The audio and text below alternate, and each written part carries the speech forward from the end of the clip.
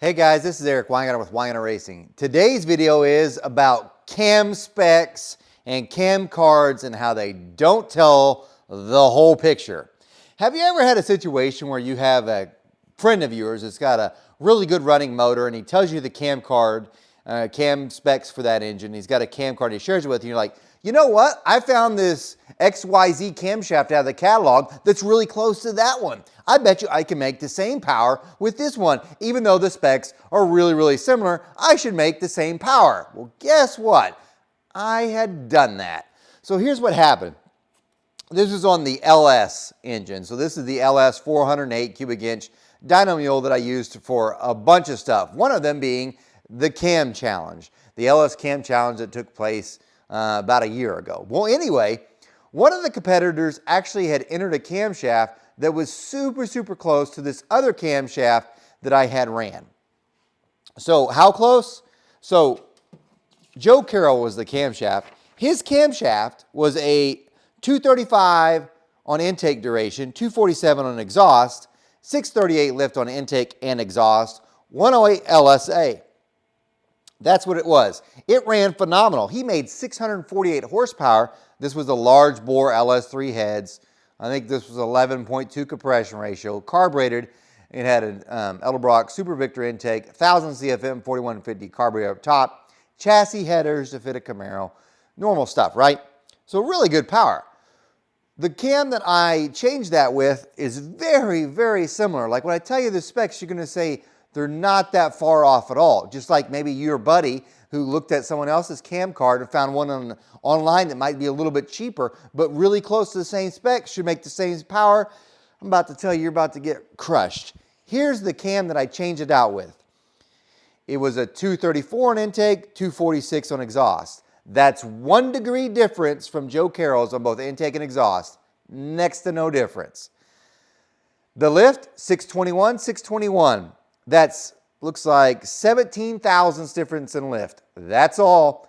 And an LSA 108, exact same as the other cam that Joe Carroll used. So super close. But here's the thing. Those cam cards only tell you a fraction of the story.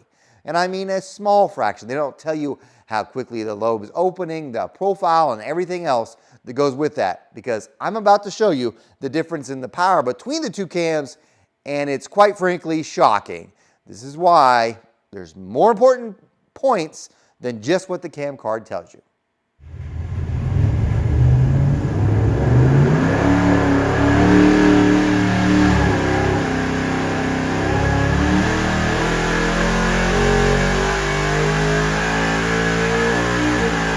This is the overlay between the two camshafts.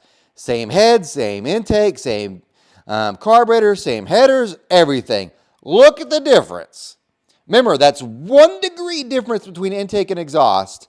17 thousandths lift less. That's it. It's striking. So, if we just look at peaks, it still gives away a bunch.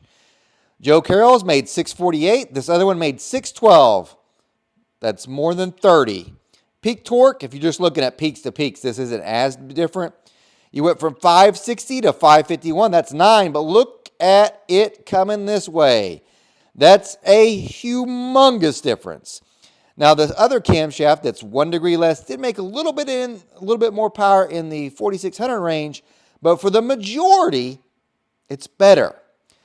This is the reason why you cannot just compare cam cards from two different cam manufacturers to figure out what you want. Save a few bucks. I don't need to call XYZ company. I can find a shelf one with the same similar specs, make the same similar power. No, you can't. The cam card only tells you a fraction of what you need to know. But this was a fascinating test because by far this is the closest camshaft we've ever had to each other with different manufacturers, and the results are staggering. So, hope you guys got something out of it. Remember, I am no Superman. I did race Superboy. I do not port cast iron heads. I do not respond to either Facebook or Instagram messages. The best way to get a hold of me is through email at weingartnerracing@gmail.com.